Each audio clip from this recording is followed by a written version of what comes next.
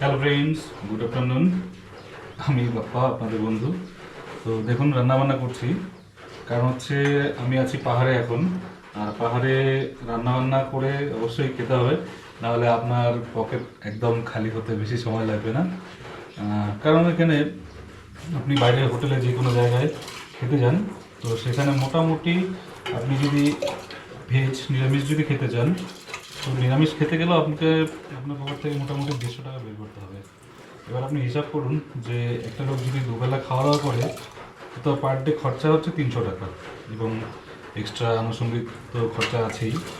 তো সমস্ত কিছু মেনটেন করতে গেলে পাহাড়ে আপনি যদি আপনার থাকার জায়গা যতই থাকুক, তারপরেও আপনার যদি নিজে রান্নাবান্না করে না খান, তার উপরে একটা লোকের পার ডে 500 টাকা খরচা আছে।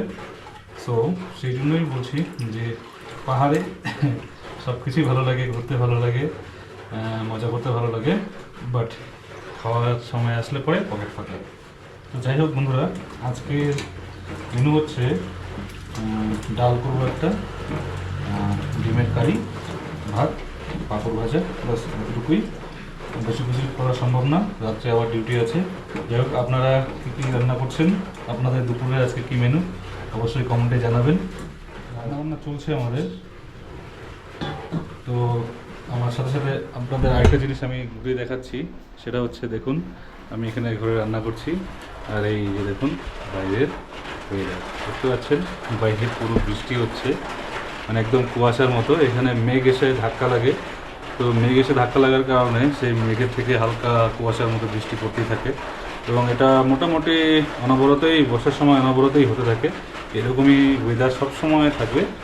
আর বাইরে তো ছাতা নিয়ে কখনো ছাতা ছাড়া, আর বাইরে ছাতা ছাড়া যাওয়া কখনো সম্ভব নয়। তো বাস দেখতে পাচ্ছেন যে বাইরের অবস্থা, আর ঘরের ভেতরে এখন আমি রান্না করছি।